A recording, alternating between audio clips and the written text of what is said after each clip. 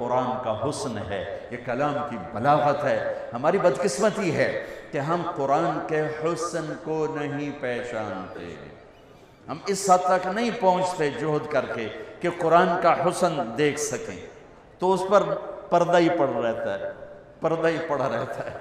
تو یہ ہمارے سارے بچے اور میں مجھ سمیت ہم ایسے ہیں کہ اللہ نے ہمیں قرآن کے ساتھ جوڑا، حدیث کے ساتھ جوڑا، اس کا احسان ہے، لیکن ہمارے پاس وہ بینائی نہیں جس سے ہم حسن قرآن کو دیکھ سکتے، حسن حدیث کو دیکھ سکتے۔ میرے نبی عبداللہ بن سلام، پہلا دن ہے جمعہ کا، اور میرے نبی بنو سالم کے محلے میں جمعہ کی نماز پڑھانے کے لیے خطبہ دے رہے ہیں، اور وہ آ کر سننا چاہتے ہیں یہ نبی کیا کہتا ہے۔ تو آپ کا ایک جملہ اس میں ہے، اطعموا الطعام وافشوا السلام وصلوا الارحام وصلوا باللیل والناس نیام تدخلوا الجنة بالسلام۔ کیا موسیقی ہے، کیا نغمہ ہے۔ تو عبداللہ بن سلام کہنے لگے یہ کلام صرف نبی کہہ سکتا ہے، اور کسی میں اتنی طاقت نہیں ہے کہ اتنا خوبصورت جامہ پہنا سکے الفاظ کا، یہی سچا نبی ہے۔ چند جملوں میں وہ پہچان گئے کہ یہ فصاحت، یہ کمال صرف نبی کو حاصل ہے، شاعروں کو نہیں ہے۔ سبع معلقہ، 7 بڑے شعراء کا کلام لٹکا ہوا تھا بیت اللہ میں، فیصلہ نہیں ہو رہا تھا کون سا کلام زیادہ فصیح ہے، 7 لٹکا دیے، اس سے بہتر آئے گا تو اس کو لٹکایا جائے گا۔ سال ہا سال گزر گئے، کوئی شاعر ایسا کلام نہیں کہہ سکا کہ ان کو اتارا جاتا۔ 7 شعراء کے قصیدے، اس میں ایک شاعر لبید کو ایمان ملا رضی اللہ تعالی عنہ، باقی 6 کفر میں مر گئے۔ تو جب میرے نبی پر قرآن اترنا شروع ہوا تو ایک اترا، دوسرا، تیسرا، چوتھا، پانچواں، چھٹا، 6 قصیدے اتر گئے کہ یہ کلام بہت طاقتور ہے۔ لوگوں نے کہا امرؤ القیس کی بہن سے، وہ تو مر گیا تھا، بہن زندہ تھی، کہ تو بھی اتار دے، دیکھتی نہیں ہے محمد پہ کیسا کلام آ رہا ہے۔ وہ کہنے لگی ابھی میرے بھائی جیسا کلام نہیں آیا، جب آئے گا تو اتار دوں گی۔ پھر ایک آیت اتری سورہ ہود کی۔ قرآن سارا بہت فصیح ہے، اور پورے قرآن کی افصح آیت فی القرآن، قرآن کی سب سے فصیح آیت 19 الفاظ اور 21 اقسام بلاغت، 19 الفاظ اور 21 اقسام بلاغت۔ یا علامہ طنطاوی رحمۃ اللہ علیہ نے اپنی تفسیر میں ان سب کو ذکر کیا ایک ایک کر کے کہ اس 19 الفاظ میں 21 اقسام بلاغت ہیں جو انسان کے بس کی بات نہیں ہے۔ وَقِيلَ يَا أَرْضُ ابْلَعِي مَاءَكِ وَيَا سَمَاءُ أَقْلِعِي وَغِيضَ الْمَاءِ وَقُضِيَ الْأَمْرُ وَاسْتَوَتْ عَلَى الْجُودِيِّ وَقِيلَ بُعْدًا لِلْقَوْمِ الظَّالِمِينَ۔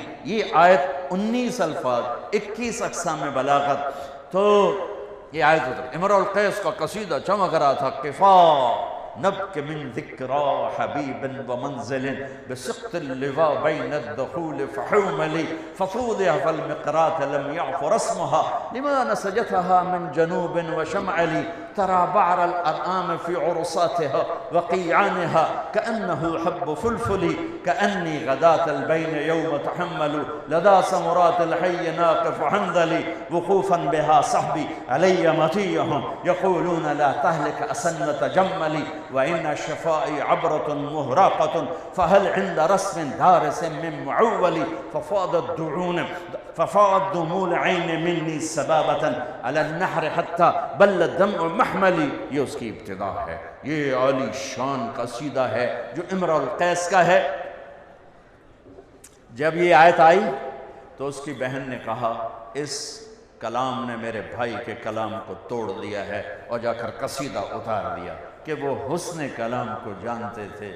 میرا دکھ یہ ہے ہم نہیں جانتے۔ مجھے یہ چیز سب سے زیادہ تڑپاتی ہے جب کبھی کوئی کتاب سامنے ہوتی ہے کہ ہائے کاش کہ ہم اس کے حسن سے پردہ اٹھا سکتے اس کا، چونکہ یہ ایمان بالغیب نہیں، یہ ایمان بالمحسوسات میں سے ہے کہ قرآن کا علم حسی ہے، محسوس ہونے والی چیز ہے، محسوس ہونے والی چیز ہے۔ عبداللہ بن مقفع ایک ایرانی عربی کا بادشاہ تھا، اور عرب بھی اس کے سامنے گھٹنے ٹیکتے تھے، پارسی تھا۔ تو لوگوں نے اس سے کہا غیر مسلم کہ تو قرآن کے مقابلے میں کلام لکھ، تیرا گھر سونے چاندی سے بنا دیں گے۔ انہوں نے کہا مجھے 1 سال کی مہلت دو۔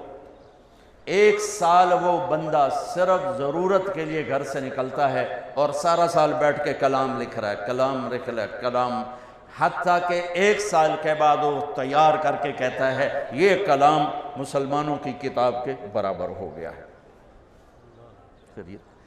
تو اب وہ لکھ کے باہر نکلتا ہے، پہلا دن ہے آج، وہ تھوڑا سا آزاد ہو کے باہر نکل رہا ہے کہ میں آج مسلمانوں کا مقابلہ کر چھڑے ہے۔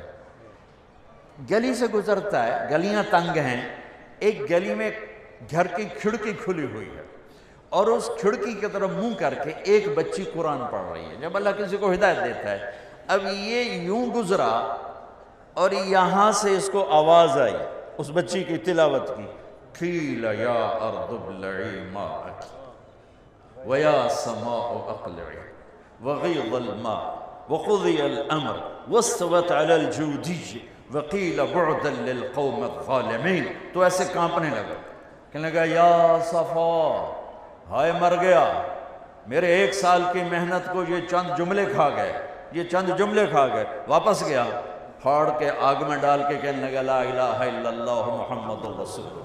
السلام علیکم ورحمۃ اللہ وبرکاتہ۔ الحمد للہ وکفی وسلام علی عبادہ الذین اصطفی، اما بعد فاعوذ باللہ من الشیطان الرجیم، بسم اللہ الرحمن الرحیم۔ فبما رحمۃ من اللہ لنت لہم ولو كنت فظا غلیظ القلب لانفضوا من حولک فاعف عنہم واستغفر لہم وشاورہم فی الامر فإذا عزمت فتوکل علی اللہ ان اللہ یحب المتوکلین۔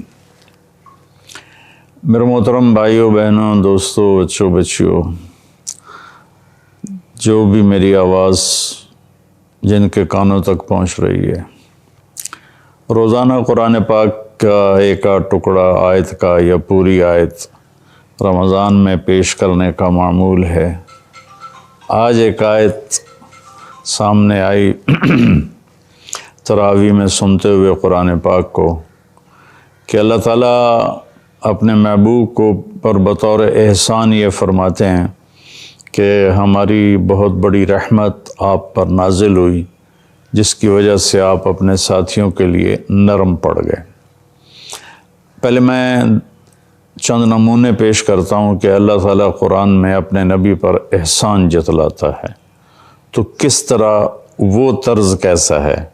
مثلا الم یجدک یتیما فآویٰ، کیا ہم نے نہیں دیکھا کہ آپ یتیم تھے تو ہم نے آپ کو ٹھکانہ دیا۔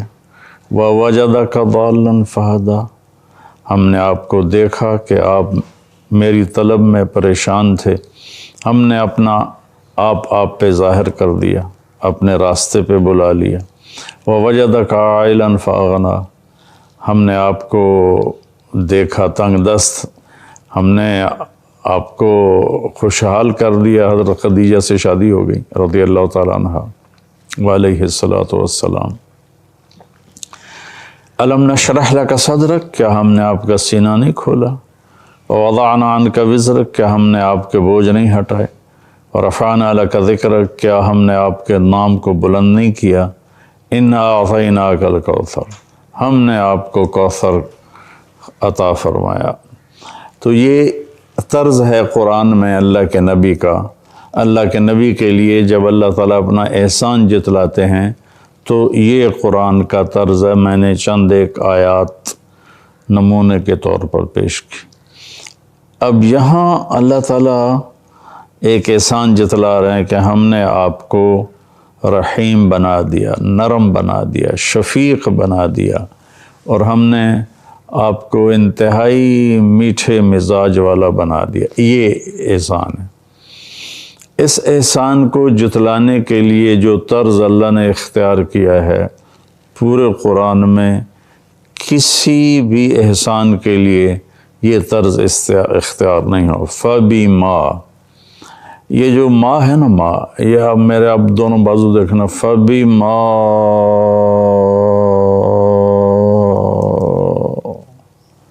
رحمت من اللہ لنت لہم. یہ اللہ نے ماں کو یوں پھیلایا ایسے ایسے ایسے ایسے ایسے. میرے محبوب میری بہت بڑی رحمت آپ کے اوپر آئی. سبحان اللہ. اللہ نے اپنے نبی کو کیا کہا؟ وما ارسلناک الا رحمۃ للعالمین. میرے نبی کی کتنے صفاتی نام ہیں، لیکن اللہ نے کسی بھی صفت کو بیان نہیں کیا سوائے ایک کہ وما ارسلناک الا رحمۃ للعالمین. یا پھر نبوت کو بیان کیا وما ارسلناک الا کافۃ للناس بشیرا ونذیرا. ہم نے آپ کو بشیر و نذیر بنا کے بھیجا، خوشخبری سنانے والا، انجام کی خبر دینے والا ساری دنیا کے انسانوں کے لیے. اور یہاں اللہ تعالیٰ نے فرمایا ایک صفت وما ارسلناک الا رحمۃ للعالمین. صرف انسانوں کے لیے نہیں، جتنے عالمین ہیں، دیکھے جا سکتے ہیں نہیں دیکھے جا سکتے، سب کے لیے ہم نے آپ کو رحمت بنا کر بھیجا. تو یہاں اللہ تعالیٰ جیسے وہاں اللہ نے بڑے زور سے یہ بات کی کہ ہم نے آپ کو رحمت بنا کے بھیجا. ایک دفعہ صحابہ نے درخواست کی کہ یا رسول اللہ آپ بد دعا کر دیجئے، تو آپ نے فرمایا کہ میں عذاب کے لیے نہیں آیا، میں رحمت کے لیے آیا ہوں. تو یہاں اللہ تعالیٰ نے اب یہ احسان جتلایا کہ میرے نبی یہ جو رحمت ہے نا، یہ جو نرم آپ کا رویہ ہے نا، یہ ہم نے آپ کو دیا ہے. تو یہ فبما ایسے پھیلا دیا اپنی رحمت کو یوں کر کے، ہم نے اپنی رحمت میں آپ کو لپیٹ لیا، جس کی وجہ سے آپ نرم پڑ گئے. نرمی شریعت کا مزاج ہے، سختی شریعت کا مزاج نہیں ہے. ہمارے یہاں اس کا الٹ ہو گیا ہے کہ عام طور پر جو عبادات میں زیادہ ہوتا ہے وہ شدت پسند ہو جاتا ہے. میری عمر گزر گئی، نصف صدی گزر گئی، اس کے مزاج میں شدت ہوتی ہے، نرمی نہیں ہوتی. کہ اعتدال سے نرمی پیدا ہوتی ہے. جب وہ بہت زیادہ کسی چیز میں کھبتے ہیں تو دوسری چیزیں کمی کا شکار ہو جاتی ہیں. اس لیے میں نے پہلے امتاً وسطا بتایا کہ درمیان میں چلو. دین ہو تو بھی درمیانی چال چلو، دنیا ہو تو بھی درمیانی چال چلو. راتوں کو اٹھنا بھی ہے، سونا بھی ہے، دین کی محنت بھی کرنی ہے، گھر والوں کی خبر بھی لینی ہے، کسی چیز کو چھوڑنا نہیں ہے. تو میرے نبی کو اللہ فرما رہے ہیں میرے محبوب ہماری بہت بڑی رحمت اتری، آپ نرم پڑ گئے. آگے ایک عجب بات کی ہے، وَلَوْ كُنْتَ فَظًّا غَلِيظَ الْقَلْبِ لَانفَضُّوا مِنْ حَوْلِكَ. میرے محبوب اگر آپ فظًّا، آپ کا بول سخت ہوتا، مزاج نہیں، بول سخت ہوتا، غلیظ القلب آپ کا مزاج بھی سخت ہوتا، تو آپ کے صحابہ آپ کو چھوڑ کے چلے جاتے. لیکن لفظ جو استعمال کیا میں وہ آپ کو پیش کرتا ہوں. یہاں لفظ یہ بھی استعمال ہو سکتا اللہ ترکو کا، یہ آپ کو چھوڑ کے چلے جاتے، لیکن ایسا لفظ استعمال کیا ہے جو بد اخلاقی کی قباحت کو بتاتا ہے کہ اے میرے نبی آپ تو بد اخلاقی سے پاک ہیں. انک لعلی خلق عظیم، آپ کے اخلاق تو بہت عالی شان ہیں. پر یہ عالی شان بنے، ہماری عالی شان رحمت آپ پہ چھا گئی تو آپ کے یہ اخلاق بن گئے. حضرت عمر رضی اللہ تعالیٰ عنہ میں غصہ تھا تو ان کی دعا ہے اللہم انی شدید فلیجنی. وہ روزانہ یہ دعا مانگتے تھے یا اللہ میں سخت ہوں، مجھے نرم بنا دے، مجھے نرم بنا دے. تو لَنْفَضُّوا مِنْ حَوْلِكَ، یہ آپ سے بکھر جاتے. میں ایک مثال دیتا ہوں. میرے سامنے چند لوگ اگر بیٹھے ہوں اور میں ایسے ہی بیان کر رہا ہوں تو میرا بیان ختم ہو جائے تو ہم کہیں گے اچھا بھائی چلیں، تو ہم آرام سے اٹھیں گے، جوتا پہنیں گے، اور اپنا اپنا راستہ لیں گے۔ لیکن اللہ نہ کرے مجھے پیچھے کوئی سانپ نظر آ جاتا ہے اور میرے سامنے لوگ بیٹھے ہیں تو میں کہتا ہوں وہ سانپ، تو اس وقت لوگ کیسے اٹھیں گے اس کا آپ تصور ذہن میں کریں کہ وہ ایک دوسرے کے اوپر پہلے گریں گے بھاگنے میں، پھر اپنے جوتے نہیں پہنیں گے، وہ جوتے بھول کر جدھر جس کا منہ ہوگا نا ادھر وہ بھاگنا شروع کر دے گا۔ اس کو عربی میں کہتے ہیں انفزاز، لنفضوا من حولک۔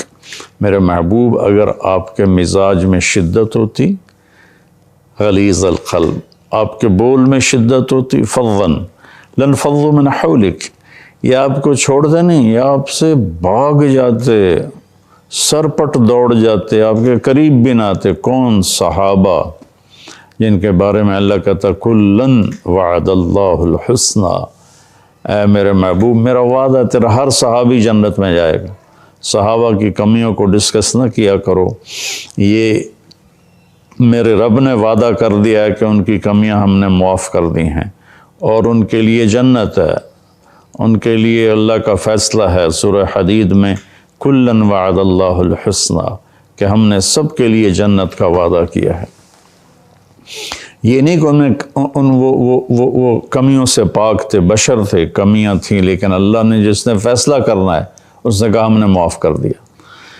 تو بھائیو صحابہ کے بارے میں اچھا گمان رکھنا چاہیے، چاہے وہ بعد کے ہوں چاہے وہ پہلے کے ہوں۔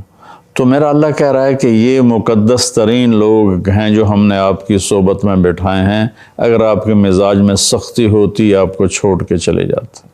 تو میرے بھائیو سختی اسلام نہیں ہے، سختی اسلام کا طریقہ نہیں ہے۔ میرے نبی نے طائف میں پتھر کھائے، اتنے پتھر کھائے کہ بے ہوش ہو کے گر گئے، اور آپ کے خون کے جاری رہنے سے جو یہ جوتا تھا یہ پاؤں کے ساتھ چپک گیا۔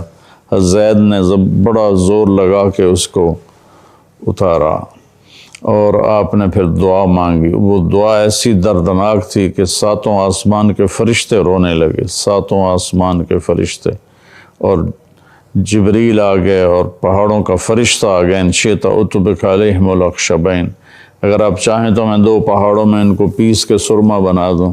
تو آپ نے کہا نہیں، لا اللہ ان یخرج من اصلابہم من یوحد اللہ۔ اس سے بڑھ کر اور کیا میں بتاؤں کہ میرے نبی نے کہا نہیں کوئی بات نہیں، ممکن ہے اللہ ان کی نسل میں ایسے لوگ پیدا کرے جو میرا کلمہ پڑھنے والے ہوں، جو اللہ کو ایک ماننے والے ہوں۔ تو میرے نبی نے تو اب عملی طور پہ دکھایا اور منافقین کو سینے سے لگایا۔ عبداللہ بن ابی کا جنازہ پڑھا دیا، حضرت عمر سامنے کھڑے ہو گئے، یا رسول اللہ آپ کس کا جنازہ پڑھا رہے ہیں؟ کہا مجھے پتہ ہے میں کس کا پڑھا رہا ہوں۔ کہا یہ منافق ہے۔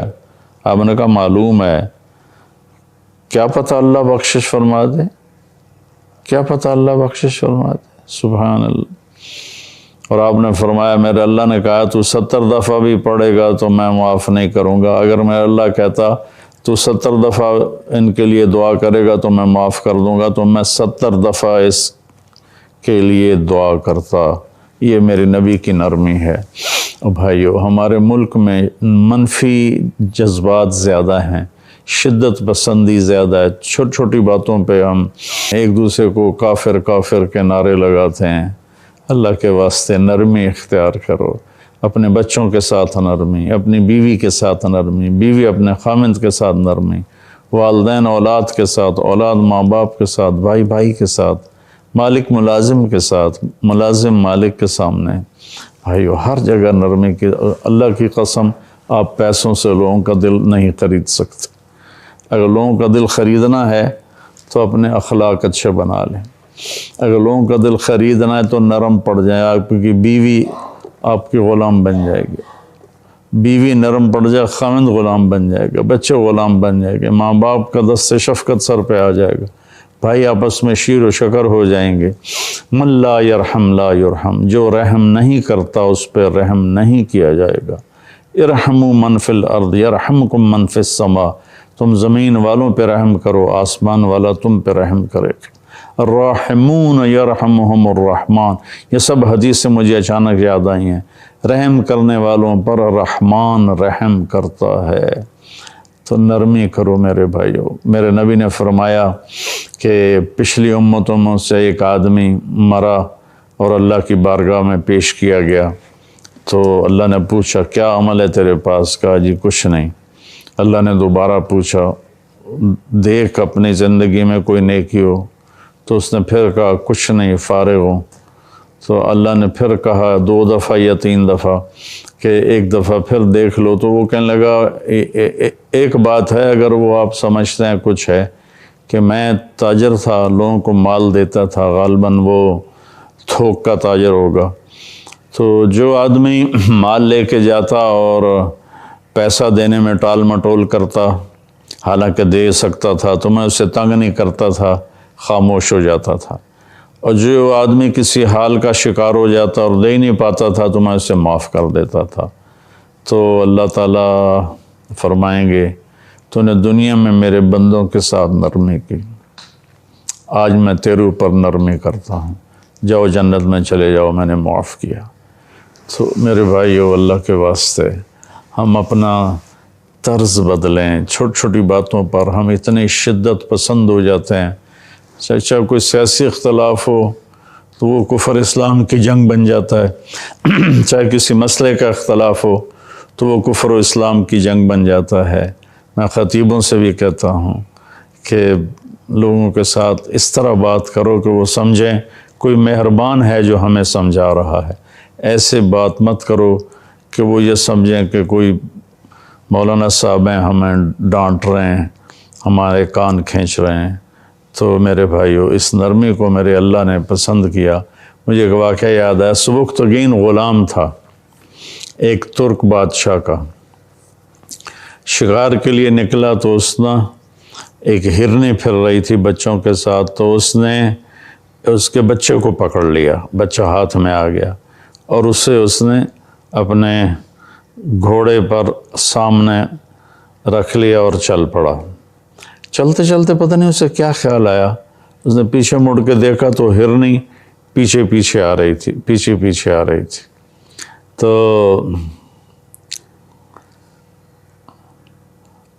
اس کے دل میں خیال آیا یہ بچے کی وجہ سے آ رہی، تو اس نے بچے کو نیچے اتار دیا۔